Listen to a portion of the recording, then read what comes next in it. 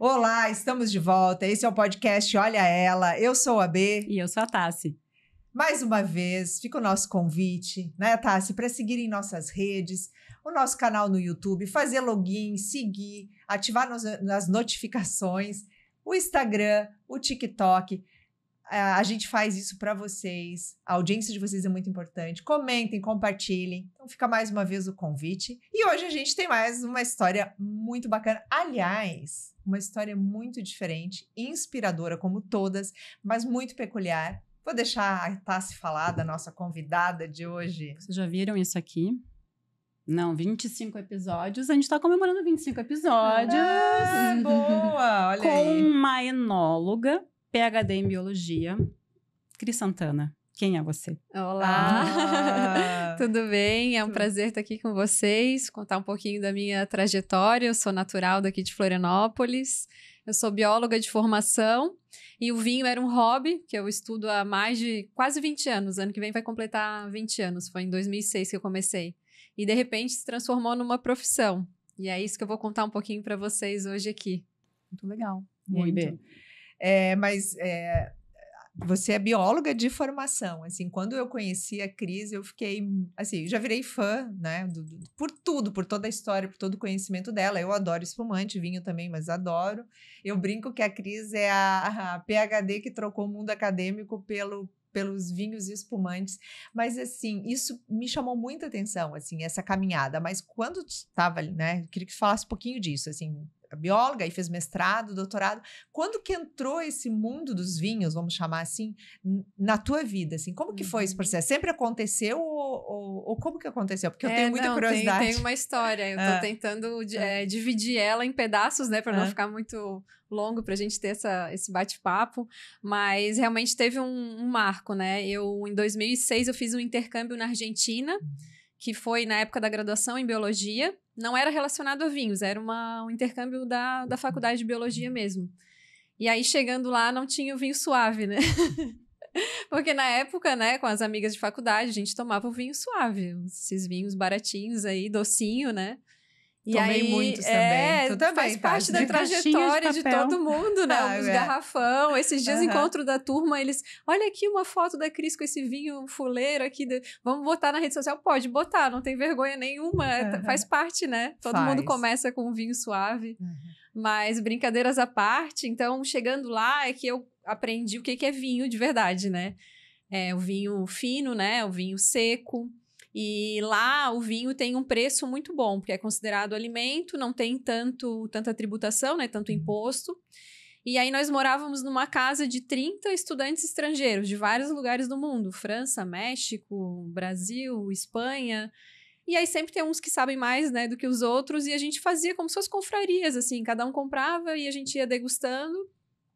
E aí eu percebi que eu tinha um paladar muito apurado, assim, eu sou muito sensível para aromas em geral, assim, né, e eu notei que eu identificava muita coisa no vinho, e eu comecei a estudar desde lá, desde 2006, mesmo voltando, né, do intercâmbio.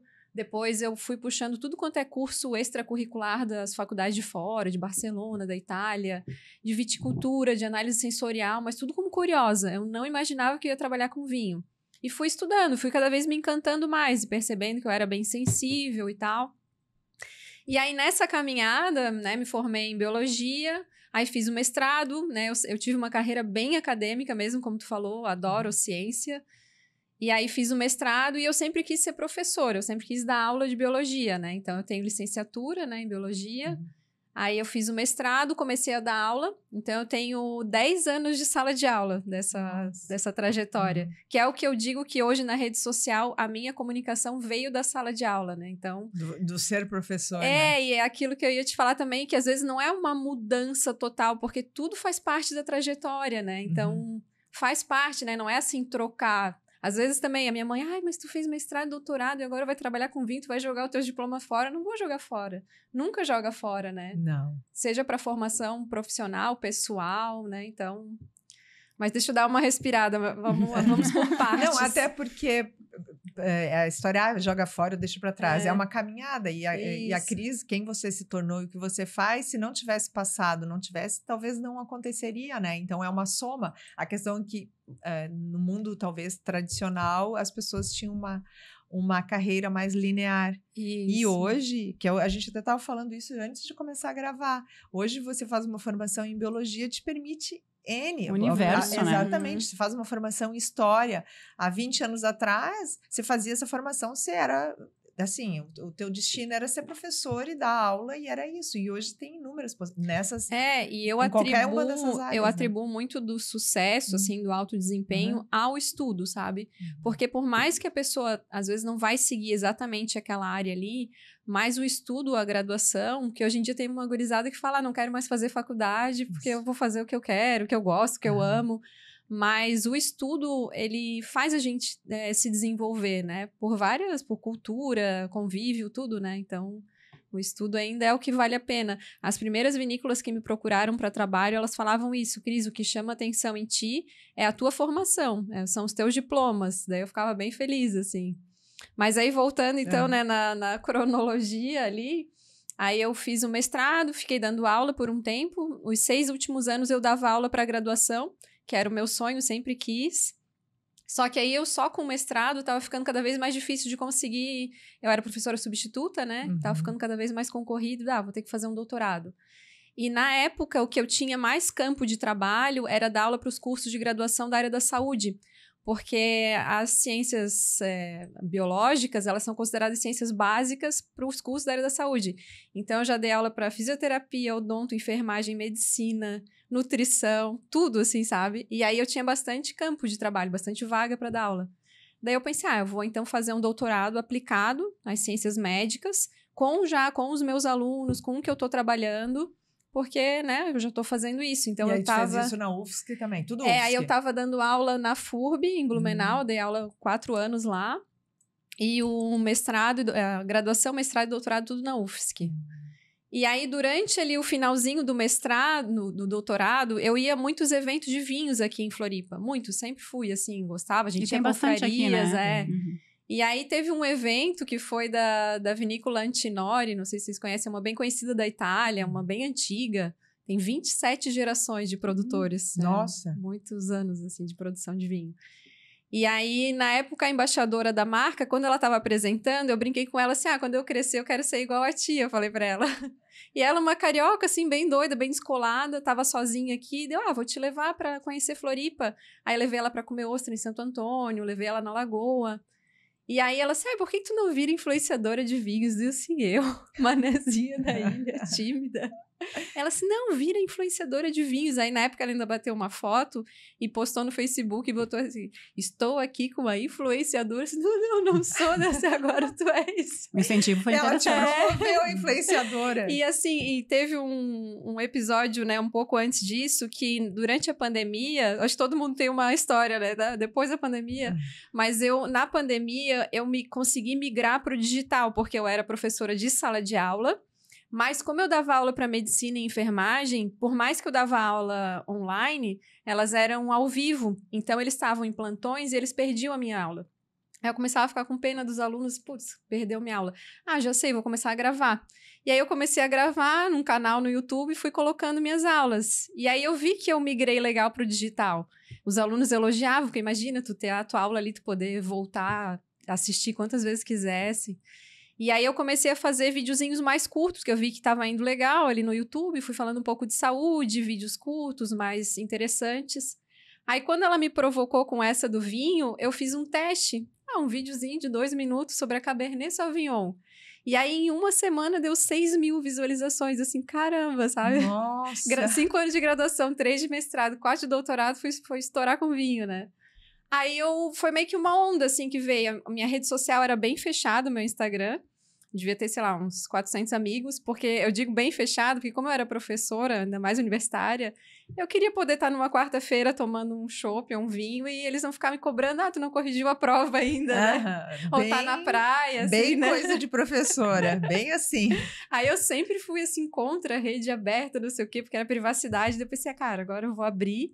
E aí, nisso, eu meio que caí no algoritmo, né? Assim, eu hoje atribuo a várias coisas. Claro que um pouco do lifestyle Floripa, né? Floripa é muito encantador. Qualquer lugar que tu vai, ali tu tá num trânsito, tá vendo mar, né? Então, a gente tem muito conteúdo aqui, por morar em Floripa. E eu trouxe uma linguagem mais simples para o mundo do vinho, que tinha muita firula, era uma coisa, assim, muito distante.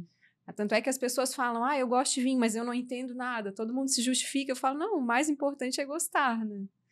Então, o que a gente acabou de conversar antes de começar a gravar, assim, né? Porque eu também, eu vejo uma distância, assim, tem gente que gosta, é um hobby, mas eu sei pouco e eu vejo muito essa formalidade, assim. Exatamente. Uma coisa muito técnica, muito de palavras difíceis. Essa barreira, né? É uma barreira, eu faço um paralelo de brincadeira, assim, mas com a música a gente não tem isso, né? Porque, por exemplo, com o vinho as pessoas se justificam, eu gosto, mas eu não entendo. Eu fico pensando, se eu encontrar com o Tom Jobim ou com o Djavan, imagina eu falar pra ele, eu adoro música, mas eu não entendo nada. Ninguém fala isso, né? E com o vinho ainda tem essa barreira. Por isso que é legal essa comunicação mais simples, porque o Brasil mesmo tá crescendo muito o consumo de vinho. E são esses novos apreciadores, não é aquela galera que só toma vinho caríssimo. É o pessoal normal, né? Que vai nas promoções do supermercado e compra vinho, né? Que nem a gente brincou, a gente também tomava vinho suave, também tomava vinho de promoção. E aí depois é que vai refinando o paladar, né? Esse é o problema. O problema é refinar o paladar, porque depois você vai ficando exigente, né? Depois, aí não consegue mais voltar pro de caixinha. Cris, como que é atuar num mundo tão masculino e tu sendo uma referência feminina? Então, o que eu costumo dizer nessa pergunta é que, assim, como para mim foi uma carreira que ela começou há pouco tempo, né? Mas eu já não tinha mais os meus 18 anos, eu já estava bem madura e eu soube encarar. Eu acho que talvez se eu tivesse os 18 anos eu não teria conseguido, porque realmente é um mundo muito masculino. A maioria das reuniões, das degustações, dos eventos, das feiras é praticamente só homens. Eu já fui em várias reuniões que eu era a única mulher, daí eu fico pensando, meu Deus, se eu não tivesse vindo, não ia ter nenhuma para contar a história, né? E pouquíssimas mulheres que trabalham com vinho. Então, assim, foi uma pressão, mas que eu já estava, assim, tão madura que eu estava, assim, pronta para encarar, sabe? Ainda mais nessa transição de carreira, porque eu amava dar aula, né? Eu ia, assim, feliz da vida. Às vezes dava aula sexta-noite, ia sábado de manhã, feliz, assim, sabe? Só que a educação, né, que a gente sempre soube que, desde da escolinha do professor Raimundo, que o salário, né, e de uns tempos para cá foi ficando pior, assim, sabe, em faculdade particular pagando pouquíssimo e as federais quase não abrindo mais concurso. E aí eu costumo dizer que foi essa intersecção, assim, de eu já meio triste ali com a minha carreira, né, que eu amava, mas chega uma hora que só o amor não sustenta, né. E o mundo do vinho que veio, assim, né, muito de repente, porque quando a minha rede social, ela estourou muito rápido, eu fui um crescimento, assim, logarítmico, eu fazia live de 10 mil, 20 mil, 30 mil, nunca comprei um seguidor, assim, foi subindo, assim, sabe, muito rápido. E aí começou a vir as importadoras, né, as vinícolas convidando para ir, para divulgar, começaram a vir atrás de ti. O movimento foi deles para você. E aí eu tava bem no finalzinho do meu doutorado, eu prometia para todo mundo, deixa eu só terminar o doutorado, deixa eu só terminar o doutorado. Eu terminei, eu já assim... E aí foi muito, no começo, as empresas que mais me procuraram foi lá de São Paulo, então eu ia bastante para lá. E São Paulo tem esse ritmo doido, assim, né? Que era bem a fase que eu tava, assim, sabe? Pô, já que a onda veio, eu vou, né?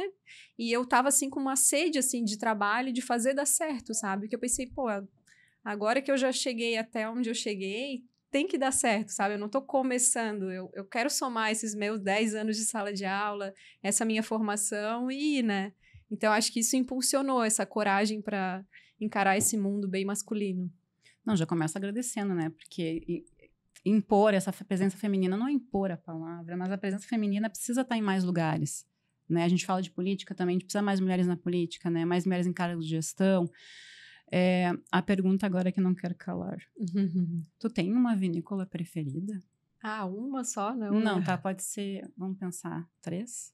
É que assim, ó, é uma coisa que existe na produção de vinho é a tipicidade. Então, assim, é lindo o Malbec argentino, é lindo o Cabernet da Califórnia.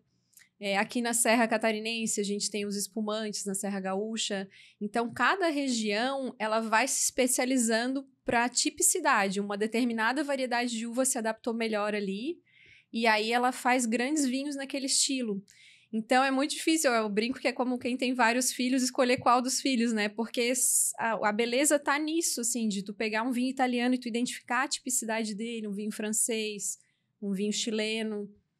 Então, aí, claro, tem fases da vida, assim, eu tenho um pouco de viés, assim, eu gosto muito do vinho italiano, eu adoro, assim, vinho chileno, mas vários, assim, porque eu acho que o que é legal é realmente isso, assim, né, a tipicidade de cada região. Acho que eu escapei da... Escapou. Mas falando de mulheres também nesse mercado, a Cris falou de 2 enólogas, né? Sim. E devem ter muitas, né? É, bem recente, né? A própria enologia aqui no Brasil, ela é muito recente. Começou na Serra Gaúcha, né? Que tem um curso de enologia, que é do Instituto Federal. E agora a gente tem na Serra Catarinense, mas é bem novo o nosso curso, que é em Urupema. E a enologia, ela pode ser tanto graduação quanto uma especialização. Depende da normativa até do país. Por exemplo, no Chile, ela é especialização de biologia ou de agronomia, né? Aqui no Brasil tem os dois, né? No caso, depois eu acabei tirando uma especialização em enologia também, naquela minha trajetória, ele terminou o doutorado. E aí eu comecei já a trabalhar com vinho, e eu senti uma necessidade de ter um diploma, porque daí eu começava a contar, lá em 2006 eu comecei a estudar sobre vinho, sabe? Daí eu pensei, cara, quero um diploma logo para dizer eu sou isso, né? Para validar. Para ficar mais fácil até nas apresentações, que eu faço muito evento, né? E aí a enologia, ela é muito recente. E assim, poucas mulheres ainda, né, no Brasil. E aí eu citei para vocês, porque a gente vai falar que a gente tá tomando o nosso vinho aqui, um rosé, que eu escolhi hoje, porque a gente tá no meio da tarde. Eu pensei em algo mais leve, mais elegante, né? Um rosé mais levinho, que ele é daqui da Serra Catarinense, um vinho de altitude. E a enóloga responsável por essa vinícola é a Betina. A Xará. Pesos, eu adorei o vinho maravilhoso. A Betina, inclusive, ela começou na biologia, a gente se conhece já há bastante tempo. Aí depois ela mudou para agronomia e ela também tem mestrado, doutorado. Ela é super acadêmica, já deu aula de enologia, tudo. E agora se dedica à vinícola Quinta da Neve, que é uma das primeiras aqui do nosso estado. Porque Santa Catarina é bem recente a nossa viticultura. A Serra Gaúcha já tem uns 80 anos de produção, a gente tem uns 30. É bem novinho, assim, sabe? Mas a gente já começou com bastante tecnologia e o terroir é bom também, né? Que é as características do ambiente. A gente tem bastante altitude, acima de 1.000 metros de altitude. E a videira gosta dessas condições. Explica um pouquinho o terroir, o que é, para quem não conhece. Então, o terroir é um conjunto de características, né, daquele ambiente, mas não só características geográficas, né, que nem eu falei, altitude, às vezes chuva, o tipo de solo, se é calcário, se é granítico, mas também tem a questão cultural. Porque a França tem um estilo de vinificação, a Itália tem outro. Então, varia. Às vezes, um Malbec da Argentina, ele é diferente de um Malbec da França, pela questão do terroir, da região ali, da geografia mesmo, e também como que foi feito. Porque o vinho, ele tem uma variedade muito grande de métodos de produção, não é uma receita só, assim. Pode passar por barrica ou não, deixa mais tempo fermentando ou não, ponto de colheita, isso tudo. Por isso que a gente fala que a enologia, ela é a ciência e a arte de elaborar vinho. Porque é muito científico, é um processo bioquímico, né, de fermentação, mas tem que ter a arte, a sensibilidade do enólogo de saber quando que ele vai colher, que, sabe assim, é uma delicadeza.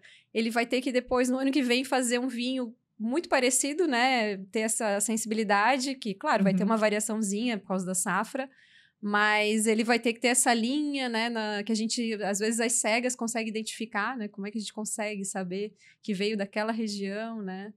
Nossa. Então, tem toda essa beleza aí. Gente, o terroir também, então, tem a mão do homem, né? Seria isso, além da prática, além da parte geográfica de altitude, temperatura, né?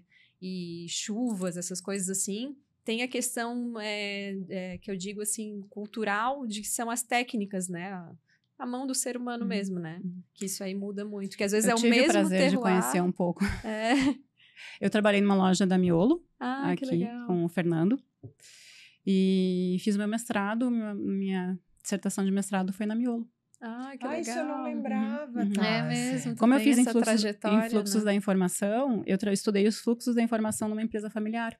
Eles estavam começando o processo, isso há quantos anos atrás, gente? 16, 17. Começando o processo de eu não consigo achar o termo agora, mas assim, de botar pessoas profissionais atuar junto com a família. Senão fica só a família, mas com algo muito íntimo então, deles, entre eles. Profissionalizou, trouxe profissionais de fora, enfim. E foi bem legal, porque eu pude conhecer o processo todo de vinho, né? E até porque para tu vender um vinho, tu tem que saber fazer pelo menos uma sabragem, né? Sim. Sabe fazer? Aí eu peço pra Cris te explicar o que é a sabragem. É que o sabre seria uma faca, assim, né? E aí a espumante tem uma linha na garrafa que tu consegue bater de um jeitinho e a própria pressão faz com que ela estoure, assim. E tu abre... É lindo. Eu já vi. Só que às vezes dá ruim. Né? Às vezes dá ruim, às vezes não dá certo. Mas eu já vi. Mas é lindo. Mas que legal, a Miolo é uma das principais vinícolas, né? Um orgulho, assim, do nosso país. O próprio Adriano Miolo é um dos melhores enólogos que a gente tem. Ele mudou muita coisa na enologia aqui no Brasil. Ele revolucionou. E depois plantou lá no Nordeste. Nossa, visionário, assim. Não, e lá totalmente diferente, né? Então, eu tive a possibilidade também de conhecer internamente, de passar um dia inteiro lá, então passar por todos os setores, conhecer como funcionava cada... Então, eu tive aulas também sobre o espumante, as técnicas também da espumante que eles fazem. Na época, estava bem na época de fazer o processo aquele que eu não lembro o nome de... Degorgement. De girar a garrafa do espumante. Tem o degorgement, aí tem... É que o espumante, ele é um vinho normal, que nem esse aqui, né? Esse aqui é um vinho tranquilo, que a gente fala. E depois ele passa por uma segunda fermentação, que as bolinhas, o gás carbônico, acaba ficando aprisionados, né? Não é adicionado. O espumante, o bom, né? Tem aqueles bem baratinhos que eles adicionam gás carbônico. Mas o certo mesmo é o método champenoise, né? Que o Charmat, eles fazem essa fermentação num tanque grande, assim, vários, né? E o método champenoise é garrafa por garrafa. Então, aí tem que ficar girando, né? É fermentação um por um. Que aula, hein? Que é o método de champanhe mesmo, né? Só não pode chamar de champanhe, porque champanhe é uma região, é uma denominação de origem. Mas o método igualzinho de champanhe. Também tive a possibilidade de conhecer Mendoza. Lá é lindo. E fazer um tour com um homem maravilhoso, que é Ariel Sousa. Ele ainda atua, ele foi nosso guia, né, e nos levava em todos os lugares possíveis e nos apresentou as melhores bodegas. Olha só. A gente não foi nas comerciais, a gente descobriu aquelas escondidinhas, sabe? Então a possibilidade de fazer também, almoçar degustando vinho com as... gente, agora me faltou a palavra. Os produtores, não, né? e com a harmonização de cada prato com cada vinho. Então, as viagens lá de casa viraram só enóloga. Enoturismo. Enoturismo, que tu faz. Eu faço também. Quer falar um pouquinho sobre isso? E que é um mercado que cresceu muito, né? Vários produtores no mundo todo, Portugal, Chile, falam que hoje em dia o que está mais sustentando a vinícola é o próprio enoturismo do que a venda de vinhos. Porque está muito em alta. E aí, normalmente, ambiente de vinícola é um ambiente bonito, né? Porque as videiras são lindas. E tinha uma época que o enoturismo acontecia só no inverno, no frio, porque a pessoa acha que é charmoso, né? Em geral, né? Tomar vinho no frio. Mas se for no verão também é legal, porque é a época da colheita da uva, então as vinhas estão cheias de cacho, é a coisa mais linda. Então, hoje em dia é o ano todo, é no verão e no inverno. A própria nossa serra, São Joaquim, recebia só no inverno turistas.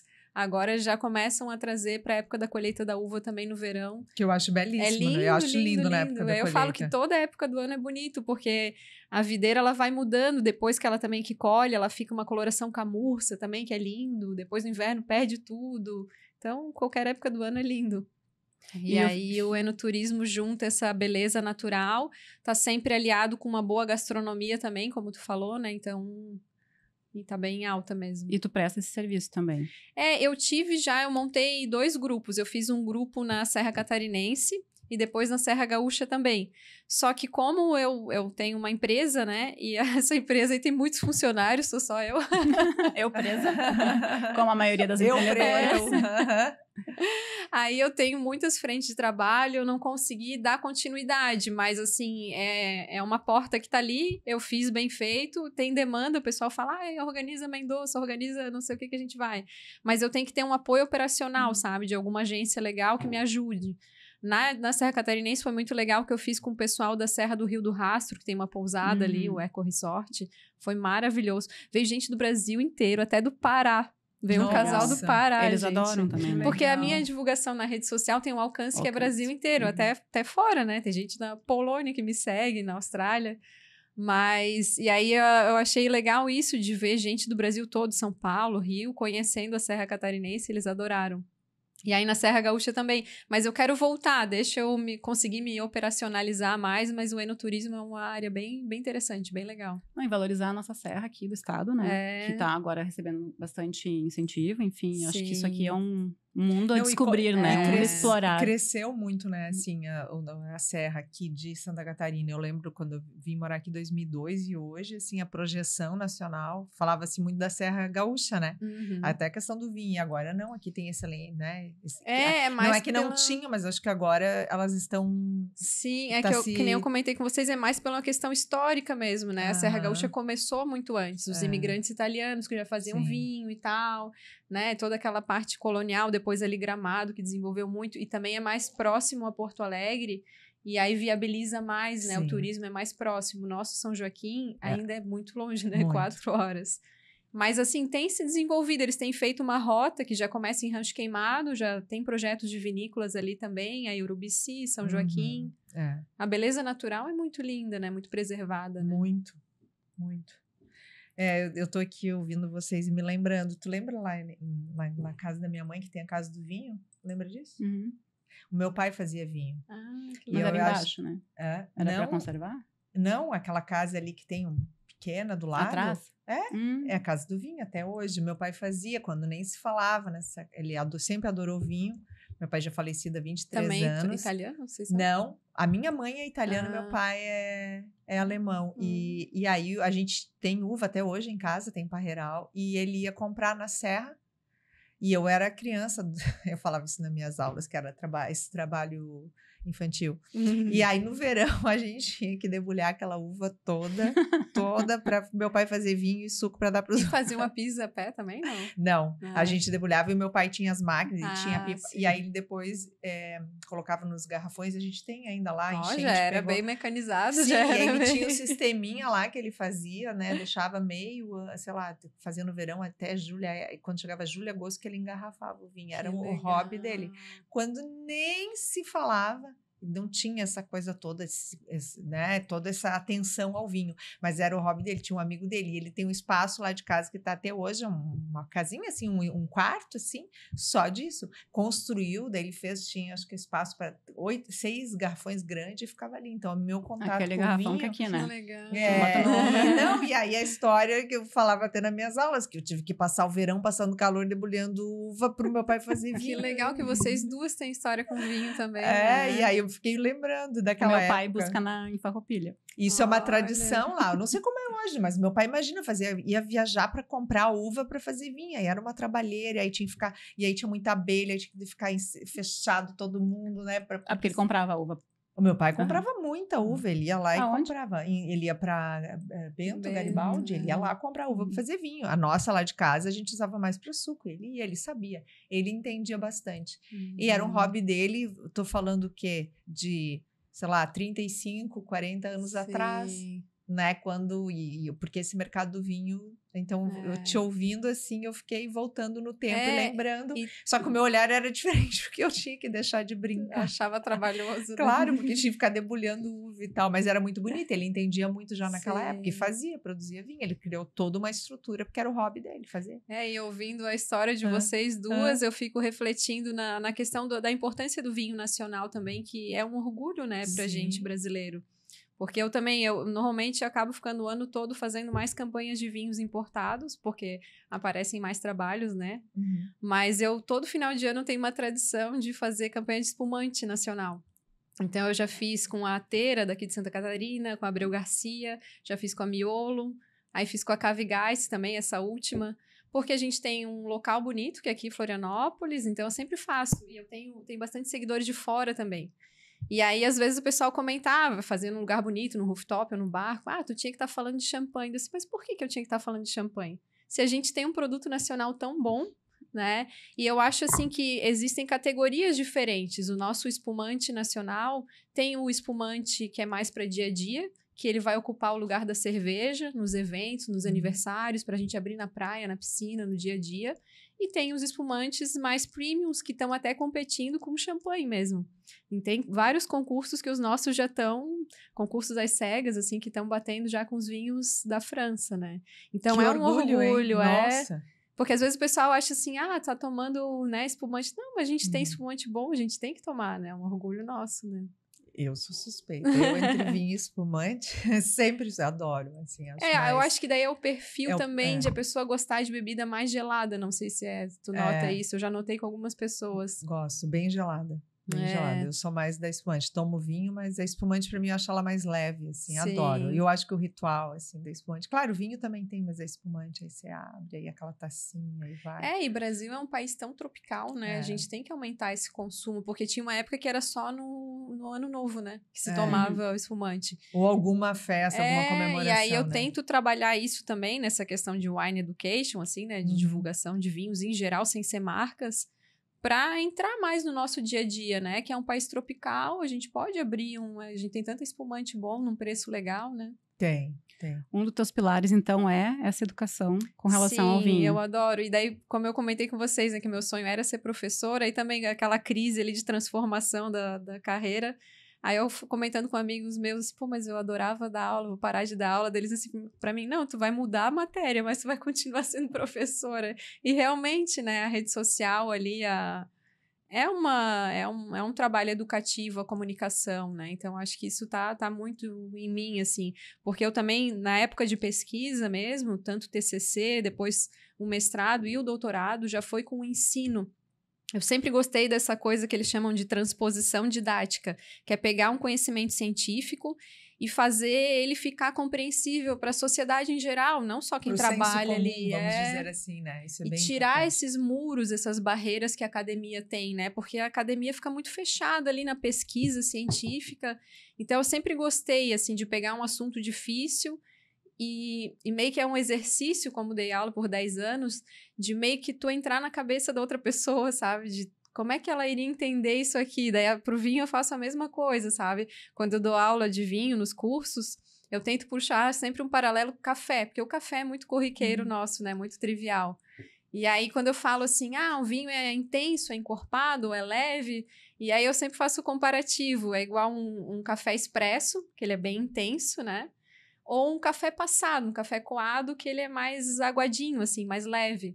E aí eu comparo, um café expresso é um Malbec, bem encorpadão, e um café coado é um Pinot Noir, bem levinho. Aí todo mundo diz, sabe assim, tipo, então a didática também vai pro vinho, né? E as pessoas que te assistem devem adorar, né? Porque fica compreensível, fica... Sim, uma linguagem mais simples, O vinho ensina, então, né? Sim. O vinho ensina a paciência, tu curtir aquele processo, aquele momento, como tu falou, né? Então, eu acho que é uma pegada bem importante, assim, a gente falar sobre isso, né? Falar sobre o que a gente pode aprender com o vinho, com a história do vinho, com o que tu traz. Então, é muito importante essa tradução. Fiquei pensando na palavra tradução, assim, de traduzir esse conteúdo para quem não entende muito ainda. No fim, né? Todo mundo entende. É bem legal. Ô, Cris, eu fiquei pensando aqui, tu és uma empreendedora hoje, né? Assim, a gente tem um olhar aqui sempre, é o nosso maior público. E como tu te sente, por mais que tenha um vínculo com a academia e professora, assim, tu é uma empreendedora, né? Eles fazem contato. O que te vai perguntar assim, qual o maior desafio nessa... Porque tu saiu de uma carreira, vamos falar, linear, ou consolidada e tal, tradicional, para uma carreira totalmente inovadora, que eu acho lindo, né? E eu acho que quanta mulher vai te assistir, vai se inspirar, porque eu tenho muitas amigas que amam vinho, né? E aí depois eu quero, quando a gente colocar o ar, eu quero passar para elas, mas que não imagina, porque tu vem de uma carreira tradicional e tu migrou, assim. Então, qual o maior desafio, assim, qual a tua maior realização nesse universo? Hoje tu empreende, porque o teu trabalho não deixa de ser um trabalho como a atuação de uma empreendedora, né? Não, foi tudo muito novo, assim, tanto é que quando as primeiras começaram a me procurar, as primeiras marcas queriam me mandar vinho, daí eu pensei assim, eu não vou dar meu endereço, né, daí eu botei no Google como as blogueiras fazem, aí abri uma caixa postal, sabe, para receber e tal. E o desafio grande foi também como cobrar, sabe? Cada serviço meu, estabelecer, precificar muito difícil, porque eles pedem orçamento, mas é tudo muito no escuro, assim, tu não sabe se tu tá cobrando muito ou pouco, então o começo foi muito difícil, até eu ter o que eles chamam, né, do Media Kit, que aí é um pacote que tu tem com os teus serviços, que é a quantidade de postagens que tu faz, né, a frequência e a distribuição, né? Se é uma semana de campanha, 2, quantos reels, como de stories. E aí isso tudo foi um processo até estabelecer que eu tenho esses preços para esses serviços de divulgação, né, na rede social. Eu tenho também a minha questão dos eventos, que eu faço muito evento de degustação, wine class. Já fiz muito assim para pessoal de banco, lá em São Paulo, até em lugares assim, Aracaju, aqui em Florianópolis também. E daí, às vezes, é corporativo, é uma empresa que me contrata para os clientes, ou às vezes é particular também, alguém que quer na sua casa para fazer uma harmonização junto com o chefe, apresentar os vinhos. Então, essa questão hoje já está mais tranquila, assim, mas o começo foi bem difícil, porque é muito novo, realmente. E eu fui aprendendo fazendo, né? Mas eu acho que essa postura que eu falei para vocês, de eu já estar nessa, já mais madura, já ter trabalhado, ter dado aula, eu soube me impor também de não aceitar menos que eu merecia, sabe? E aí, no começo foi meio difícil, assim, ralando bastante, e agora as coisas já estão mais estáveis. Entendi. Só para a gente fazer um resumo dos teus serviços hoje. Os eventos, os cursos masterclass, e cursos de degustação, as viagens, que pode ser que tu volte. A parte de enoturismo também, já fiz algumas turmas e tendo mais parcerias eu posso abrir mais, né? Porque é bem tranquilo de divulgar na rede social e vender, né, por ali. E eu também, eu faço uma parte de venda para consumidor final, porque essas primeiras empresas que me procuraram lá de São Paulo, uma era mais para vinhos italianos, outra mais vinhos chilenos. E aí eles começaram, Cris, tem que vender vinho. Eu disse, não, mas eu não sei, não sou vendedora. Não, a gente te dá um curso e tal. E aí eu, nesses 4 anos, eu fui vendo quem que eram bebedores de vinho e fui perguntando pelo próprio Instagram, posso te mandar sugestões pelo WhatsApp? Pode. Então, eu formei uma carteira de clientes e Brasil todo. A maioria é São Paulo, mas tem bastante aqui em Floripa também. Mas aí eu faço sugestões, eu mando mais ou menos a cada 15 dias uma sugestão de vinhos, assim. E é uma venda consultiva, eu já sei mais ou menos o que cada um gosta e mando, sabe? E aí eu trabalho, então, hoje em parceria, né? Eu presto serviço para uma distribuidora daqui de Florianópolis, que é a Global. A Global, ela é especialista mais em restaurantes, em carta de restaurantes. E aí eles me contrataram para desenvolver essa parte do B2C, né? Que é da venda do consumidor final. Aí eu já estou há 1 ano com eles. E a gente trabalha com marcas bem legais, assim, de vinhos portugueses, italianos, a própria nacional também, Miolo, Cavigás, bem legal, tem um portfólio bom. E aí eu faço um pouco de vendas também com eles, assim, divulgação, evento e daí a comissão. Aí essas vendas com eles eu não tenho exclusividade, então, por exemplo, agora no verão, o pessoal me pedia muito rosé francês, vinhos mais leves, e a gente estava com um portfólio na França, estava faltando, tinha umas lacunas. Aí eu falei com uma outra empresa e estava vendendo vinhos também. Então, eu posso pegar a marca que eu quiser. Isso que eu gosto dessa liberdade, sabe? Eu posso falar da marca que eu quiser. Porque, assim, uma coisa que eu tenho é um crivo que... como eu gosto muito de ser crítica de vinhos e jurada de concurso. Eu sou chamada para ser jurada também em concurso. Até final do mês eu vou para Brasília agora. Eu nunca vou perder esse filtro, assim. Eu só vou falar de vinhos bons, né? De coisas que são boas. Claro que aí tem vários níveis de bolso, né? Tem vinho de dia a dia, vinho para ocasiões especiais. E aí, então, do meu portfólio de trabalho, entra um pouco de vendas também. E daí eu componho renda com essas várias frentes. E recentemente também eu tô fazendo venda pela Amazon. Fiquei bem feliz que eu fui chamada pelo... Eles têm um programa... Eu acho que eu vi um story teu, né? A Amazon que te chamou, então.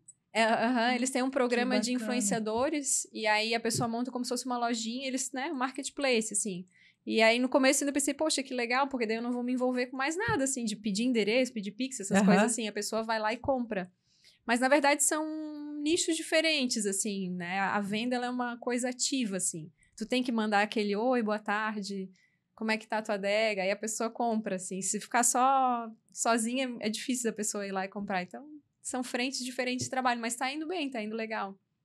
E como é que é o público feminino, já que a gente fala com mulheres, sobre mulheres e de mulheres, como é que é o público feminino, as escolhas, assim, como é que elas compram, sem a ajuda do marido, por exemplo? Né, Então, a maioria dos clientes são homens, e às vezes, já aconteceu várias vezes comigo de eu mandar para mulheres, né, que eu boto caixinha, assim, né, você tem interesse de receber e tal, aí o pessoal bota o celular e tal, eu mando pelo WhatsApp.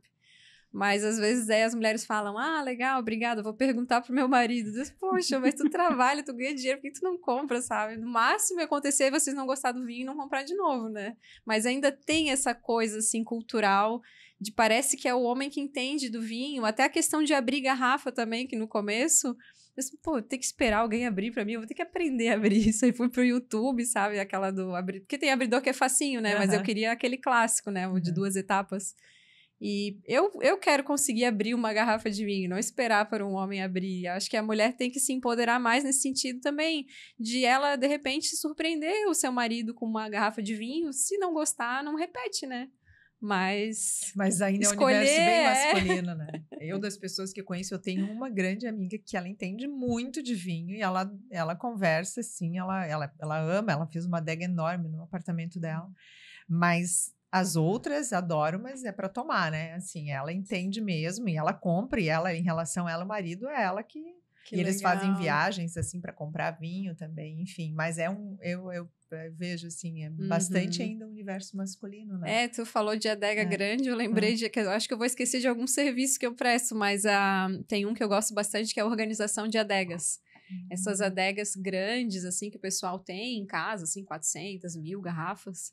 E as pessoas que têm, assim, esses vinhos mais especiais não têm paciência de organizar, eles querem que alguém organize.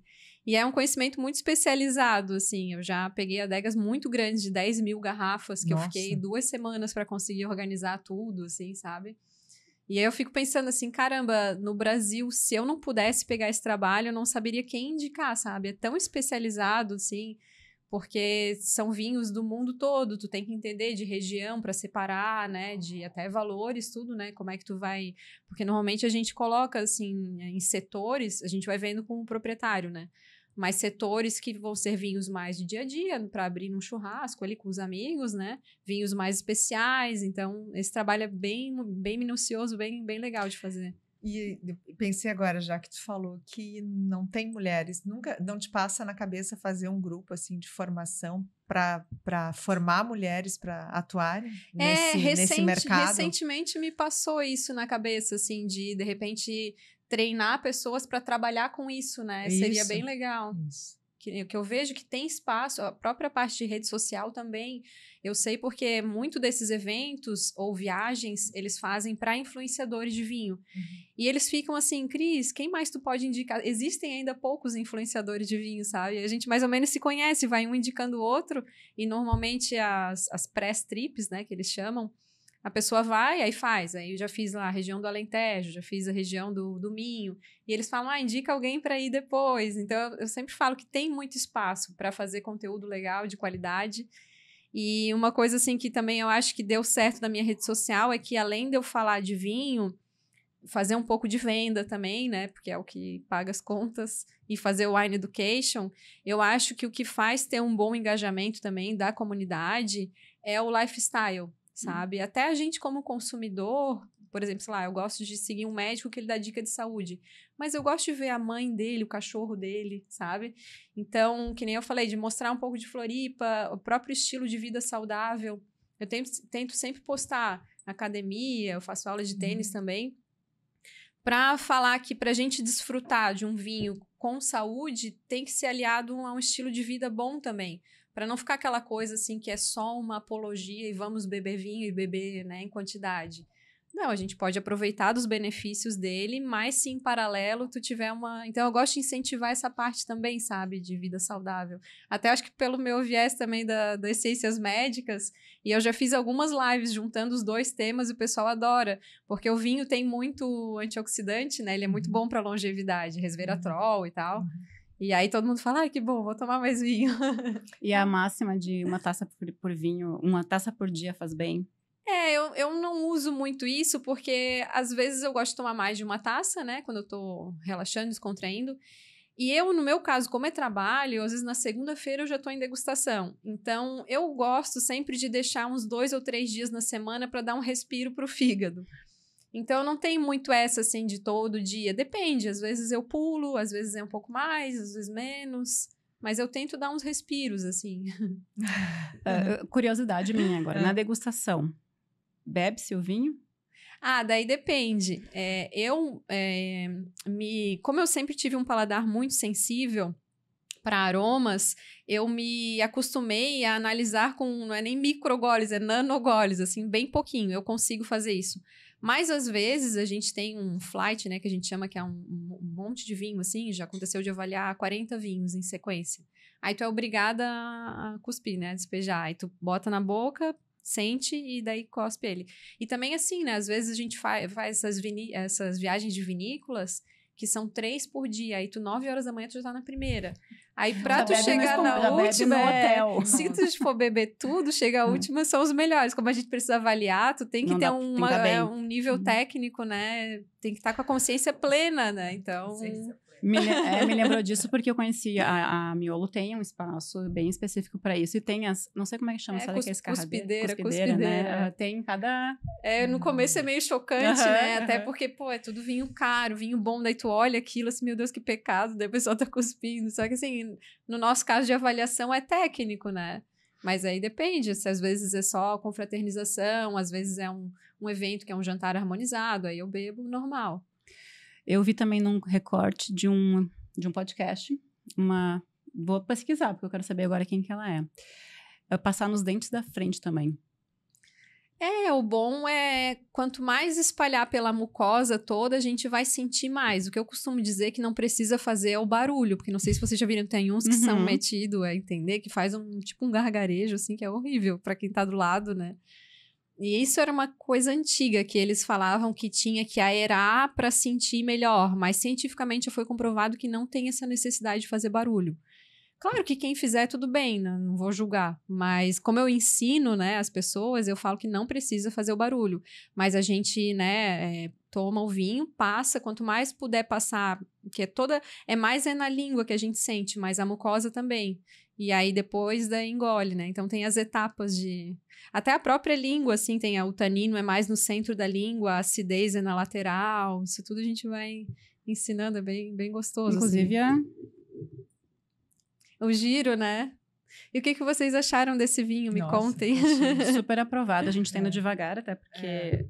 Pra gente ficar aqui, pra gente não começar a ficar mais... Consciência plena, né? Consciência plena, exatamente. Aprovadíssimo. Um vinho muito feminino. Tu acertou muito na tua escolha. Muito feminino. Muito... ele é um rosé da Pinot Noir. A Pinot Noir é uma das uvas mais delicadas que tem. Até, normalmente, um vinho de Pinot Noir é mais caro, mas é porque é mais difícil de cultivar mesmo. Ela é uma uva bem delicada. E é o nosso vinho aqui de altitude, né? De São Joaquim. Então, ele tem essas notinhas frutadas, assim, né? Um moranguinho fresco, um pêssego. Bem levinho, assim, bem elegante, né? Não, e eu vou pedir licença para mostrar, né? Que olha só, gente. Detalhe, né? O detalhe, que aí depois vira uma, né? Pode aproveitar para botar água na geladeira. Eu não conhecia. Eu acho que aqui no Brasil é um dos pioneiros. Eu não conhecia, porque normalmente é na França, em Provence, que eles usam. É um charme essa rolinha de vidro. Eu acho tão linda que eu coleciono, eu vou guardando. Não consigo jogar fora, sabe? De tão bonitinho que é. Uma delicadeza, né? Fala um pouco da Quinta da Neve. Tá, a Quinta da Neve é uma das vinícolas mais antigas do estado. É uma briga, porque tem alguns que falam que são os primeiros, e aí tem umas teorias que a gente brinca que vai juntar todo mundo para ver no que vai dar. Mas é que, assim, a história da nossa viticultura ela começou meio que junto ali em São Joaquim, com o Seu de Lor, com a Vila Francione, que ela é a vinícola mais antiga do estado. É o que eu digo que dá briga, é que a Quinta da Neve fala que foi a primeira. Mas a Quinta da Neve foi pioneira nos vinhedos, em plantar. Mas ela vinificava, né? Ela usava a vinícola da Vila Francione para fazer os vinhos. Várias vinícolas nossas usaram por muito tempo a Vila Francione, porque o Seu de Lor foi um visionário, assim, ele... Até hoje, ela é uma das mais bonitas do Brasil. Não sei se vocês já foram, é lindo lá. Não, Já tive o prazer. Fala. Cada coisa que tem lá, cada porta, ele trouxe de um lugar. Arte, muita arte, exposição muita de arte. Sempre tem, é uma Tive coisa o prazer linda. de conhecer e fazer degustação. É lindo, assim, Eu realmente. ainda não.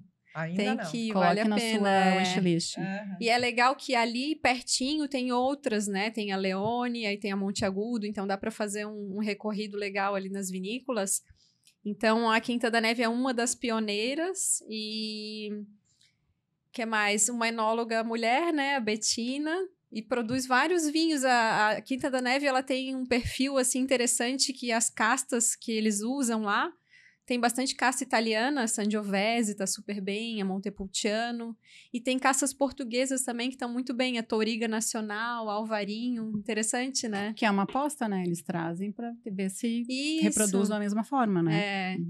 Então, como essa viticultura nossa ela é mais recente, eles já foram vendo o que se adaptou melhor. Pro nosso clima daqui. Pro nosso clima, porque daí, como eu falei, cada região tem o seu charme, assim, a Serra Gaúcha é famoso Merlot, mais recentemente também, eles estão muito bem com a Taná e a Marcelin. Não sei se vocês já provaram, uma delícia. Nunca nem ouvi falar. Nem eu, nem Como sabia. é muito próximo ao Uruguai, são uvas que lá no Uruguai também estão super bem, né? Então, tem grandes vinhos. Gente, como esse universo é complexo, né? A gente pode aprender muito com vinho. Nossa. E conversar muito sobre vinho. Cris, a maior dificuldade e a maior gratificação.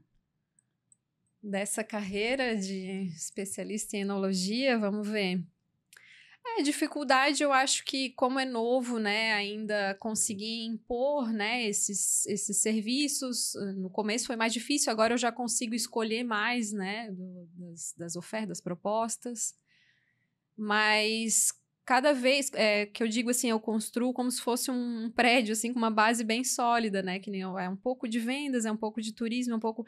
Mas tudo bem feito, com muita dedicação, assim, sabe? Todo trabalho que eu pego, eu dou o meu melhor e sempre entrego a mais do que foi pedido, sabe?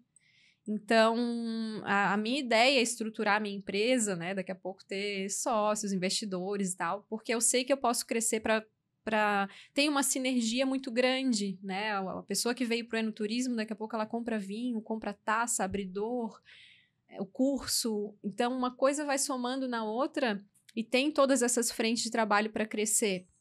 E aí, o que eu tenho notado é isso, que marcas maiores têm aparecido, até fora do nicho de vinho, marcas de carro, empreendimento imobiliário, porque daí estão de olho, não é em mim, é no meu público, né? Sim. Que eu falo só em vocês que eles querem, né? E tudo bem, né? Tudo bem, porque eles sabem que é um público culto, o vinho tem essa atmosfera, né? De pessoas cultas, inteligentes, de poder aquisitivo. E aí as marcas sabem ali o nicho, que é um nicho legal de investir. E sendo um produto bom, tudo bem, é isso que eu falo, eu nunca vou perder o filtro de só por dinheiro falar de algum produto que não seja legal. Mas se tiver a ver, até mesmo com lifestyle, né, como a gente falou, que é uma coisa que engaja muito a comunidade também, e, né, brincando de carros, mas os videozinhos que às vezes eles me convidam para ir em test drive e tal, chega a 2 milhões de visualizações, sabe? Às vezes parece, tá, mas e o vinho? Mas tudo bem, né? O público gosta, dá um engajamento, então faz parte, ainda é pontual, né? E aí essa questão de maior gratificação é isso, assim, recentemente, no ano passado, eu fui chamada para dar palestra na ProWine, que é uma feira de vinhos que acontece em São Paulo. É a maior feira das Américas. Ela só perde para a Alemanha, que é a mesma feira, né? O ProWine de lá. E aí fui convidada para dar palestra lá e para falar justamente disso, da comunicação na enologia, né? E recentemente também, agora eu estou em contrato com o pessoal da França só para fazer o Wine Education até setembro. E aí eles, Cristo, não precisa falar de marca nenhuma, tu pode até mostrar o rótulo, mas a gente quer que o brasileiro conheça a nossa região, a região da Borgonha, a região de Chablis. E eu fico assim, nossa, que legal, sabe? Escolheram 3 pessoas no Brasil para falar e me escolheram, assim. Então é a Europa, né, a França investindo Porque o mundo todo está de olho no Brasil, porque é um mercado muito bom que ele está crescendo. Antigamente, o mercado norte-americano era muito bom, só que eles estão com a produção muito boa agora. Eles já têm muito vinho nacional bom. E aí, tá todo mundo meio preocupado que o norte-americano parou de comprar. Parou não, mas diminuiu, né? E o Brasil, depois também da pandemia, que o pessoal aprendeu a beber em casa, ficou mais fácil, os e-commerces, né? E aí, essa cultura que a gente brincou, a pessoa, no começo, a primeira vez que eu fui pro Chile, mas o brasileiro só toma vinho de R$30. Eu falei, mas isso é bom, isso não é ruim, porque ele já tá tomando vinho. E aí, depois, o paladar não retrocede, ele vai melhorando, pegando vinhos mais, né? Vai trocando, meu cunhado deu esse, né? Vai levando nos jantares, nas coisas. Já saiu da cerveja, eu brinco, né? Saiu da cerveja, da cachaça, já tá no vinho. E muita gente, eu conheço muitos, assim, tenho muitos amigos, enfim, e que saíram, né? Que deixaram a cerveja praticamente, hoje consomem muito pouco e colocaram, por exemplo, vinho com churrasco. Sim. Até algum tempo, a gente nunca ia imaginar tomar vinho com churrasco, e hoje é... Porque eram também normal. as regrinhas antigas que tinham, né? Que não pode, né? O vinho tinto, só à noite, durante o dia é branco, ou com peixe, não pode o tinto. Então, já desconstruiu isso, daí, né? Até nesses cursos que eu fazia, eu lembro, foi da Universidade de Barcelona, era uma sommelier falando isso, ela assim, olha, gente, não tem mais regra fechada. O que impera hoje é o gosto pessoal. E quando ela falou isso, assim, cara, eu achei o máximo, sabe? Que libertador, que bom, né? É o gosto pessoal. Claro que existem sugestões de harmonização. O que fica melhor se eu for fazer um peixe, ou se eu for fazer uma comida árabe, são sugestões, mas não regra fechada, né? Tu não matar o vinho, né? O chocolate também. Eu vou aproveitar, né? Eu acho que a vida, ela acontece e a gente tem que saber olhar para os momentos simples, que eu digo o dia a dia. Então, eu vou te fazer, já que tu falou de harmonização, assim, pedir uma dica para ti. Tá lá no dia de semana, nada, mas vai fazer um jantar de noite, vai preparar uma coisinha para comer. Uma sugestão de harmonização com vinho branco, rosé, tinto e espumante. Tá, vamos lá. Então, aí depende também muito do gosto pessoal, né? Mas tem uns vinhos que a gente fala que são mais fáceis, que agradam a mais tipo de paladar, né? Mas vamos lá. Espumante, hoje em dia eu faço muito evento para welcome drink, para entrada, mas ele também está sendo muito utilizado no final com a sobremesa e fica uma delícia, assim. Então, pode ser tanto no início com os queijinhos, assim, com aperitivo, castanhas, ou no final também com sobremesa, fica ótimo. Vinho branco e rosé, como eles são mais levinhos, o legal é a entrada fria, né? Algo mais leve, assim, que ele harmoniza melhor. Como ele é muito delicado, que nem tu falou, para não matar o vinho, nesse sentido de a gente desfrutar um pouco melhor e ver a beleza dele, né? E aí depois os tintos, né? Tinto leve, médio, encorpado, fica bem com comidas assim, com molho, né? Com comidas mais quentes, com pimenta, com carnes. Porque dessas regrinhas fechadas, o pessoal falava muito que, por exemplo, o bacalhau, né, ou frutos do mar. Só que se a gente for ver em Portugal e na Espanha, que eles comem a paella, é com vinho tinto. Esses dias, até na minha rede social, quando eu perguntei esse negócio de pode ser tinto com bacalhau, os portugueses ficaram bravos, mas como assim? Que pergunta é essa, sabe? Não, é que aqui no Brasil o pessoal acha que não pode. Mas o prato, por ser quente, condimentado, com molho, ele pede tinto também, então não tem problema. Gostei. Fica a dica. Para uma mulher que quer começar nesse mundo, o que tu indicaria para ela? Onde começar? Então, eu gosto muito, assim, dos estudos, assim, né? Tem vários canais, assim, no YouTube que trabalham, né, com Wine Education de uma forma mais leve. Eu lembro que quando eu comecei, eu gostava muito não sei se vocês já viram, Vinhos de Bicicleta, que é um canal, o maior canal de vinhos que tem do Brasil, acho que até da América Latina, com o Rodrigo Ferraz. Ele é super simpático, eu já falei isso pra ele pessoalmente, é meu amigo, assim, tu é meu muso inspirador. É ele e o Didu Russo, não sei se vocês conhecem, o Didu Russo é um jornalista de São Paulo, porque eles trouxeram essa linguagem simples para o mundo do vinho.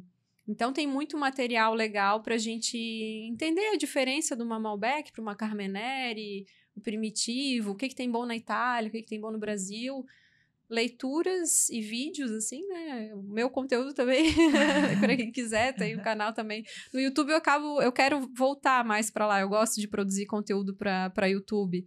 Mas, no fim, a correria ali do Instagram, hoje em dia tudo a entrega mais rápida, assim, né? E fazer curso de vinho, essas degustações, engraçado, que às vezes o pessoal fala assim, eu queria ir, mas eu não tenho companhia. E eu falo assim, vai sozinho, é a melhor coisa que tem. Porque a gente... Primeiro que é a oportunidade de conhecer gente, fazer amizade. Essa própria história que eu contei pra vocês da Vinícola Antinori, que eu fui no evento, as minhas amigas iam comigo, e aí eu já tava lá me maquiando, e elas ligaram, a gente não vai mais, estamos com preguiça e tal, tava lá no Campeche, na praia. Aí eu disse, pô, que sacanagem, eu tô pronta aqui, quer saber, eu vou. Aí eu fui sozinha, aí eu fico pensando, se eu tivesse ido com a minha patotinha de amigas, eu teria ficado com elas, e eu não teria conhecido outras pessoas, né? Então, esses eventos de vinho é sempre muito legal, uma oportunidade, porque normalmente são mesas grandes, que a gente fica com vergonha, né? Não conheço ninguém, mas sempre vai conhecendo, né? E quanta gente vai sozinha, né? Também com o mesmo objetivo, né? É bem legal. Um vinho que te define hoje, no momento, assim. Ai. O amor da tua vida atual. Pois agora... Então, eu já me escapei uma vez dessa pergunta, né? A Tassi não tá perdoando. Eu tô numa fase, então vamos lá, eu tô numa fase bem Barolo, que é um vinho da região do Piemonte, da Itália. Ele é um vinho mais levinho, assim, mais clarinho, é um tinto mais clarinho, mas ele tem bastante tanino, é um vinho que ele precisa amadurecer mais tempo, sabe? Ele fica uns 4, 5 anos para poder ser vendido, né? E ele tem, como ele é mais leve, assim, corpo médio, eu costumo dizer que o vinho mais leve, ele te convida a uma segunda taça, a gente vai bebendo. Os mais encorpados, às vezes, né? Mas depende muito da fase, assim, do momento. E ele traz notas de morango fresco, que eu gosto bastante, assim, morango maduro. Então, eu gosto bastante de Barolo. Que legal. Um conselho, a última pergunta. Tá. Eu já tô me segurando aqui. Um conselho para essas mulheres que desejam mudar de carreira. Porque tu fez, em por geral, mais que né, seja... sem ser vinho, né? Eu acho isso bem, bem legal e eu gosto de encorajar. Eu falo, assim, que essa fórmula que eu fiz, né, que eu tive sucesso, né, na rede social, assim, de engajamento e agora, né, das propostas que eu tenho de trabalho, o mecanismo que eu desenvolvi, ele serve não só para vinho, mas para qualquer área, né? Que é se dedicar muito, assim, é dedicação mesmo. Porque até no meu doutorado eu fiz com prática deliberada, que é uma área da psicologia, mas que ela pode ser desenvolvida no esporte, na música. No caso, a gente usou para estudante de medicina. Mas a gente pode aplicar isso para a nossa vida, né? Que é a gente repetir muito, assim, né? O que a gente estudar muito e se desenvolver, porque quando a gente começa a ler, eu virei empresária, comecei a ler essas coisas de sucesso e tal. E eles sempre falam, né, que tem que ter constância e a tal da resiliência, que é muito bonito a gente ler nos livros. Mas eu tive também na minha empresa, eu tive um mês, assim, que foi faturamento 0. E aí o meu pai, assim, pra mim, por que tu não volta da aula? Assim, não, sabe, eu tenho que saber me segurar nesse mês. E realmente, assim, daí no mês seguinte foi o maior faturamento da empresa. Então, saber se segurar, ter essa resiliência que é tão bonita, né, que a gente lê, mas na prática ela é muito importante também. E persistir, né? Eu acho que entregar sempre o seu melhor, sabe? O brasileiro tem, às vezes, o costume de chegar atrasado, chega sempre cedo, assim, sabe? Principalmente a gente, quem quiser virar influenciador. Se tu chega cedo, tu já pega uma luz melhor, um canto melhor, tu já faz um vídeo, já conhece as pessoas, sabe? E entregar mais do que prometido, porque hoje em dia a maioria das pessoas elas não entregam o que deve ser entregado. Então, se tu faz tudo bem feito, tu vai se destacar da maioria, né? Isso para qualquer área, né? Nossa, perfeito. E eu não ia fazer pergunta, mas só para finalizar, eu acho, para mim, né, me orgulha muito, eu fico muito feliz de ver, né, o teu olhar, de fazer uma trajetória acadêmica e de entender que onde tu estás tem a ver com isso. Quando a gente vê hoje o pessoal dizendo 18, 20 anos, não vale a pena eu estudar, não vale. A gente conseguir transmitir que sim, quando você for lá estudar, não significa que vai ter que fazer isso o resto da vida daquele modelo tradicional. Mas estudar, não tem...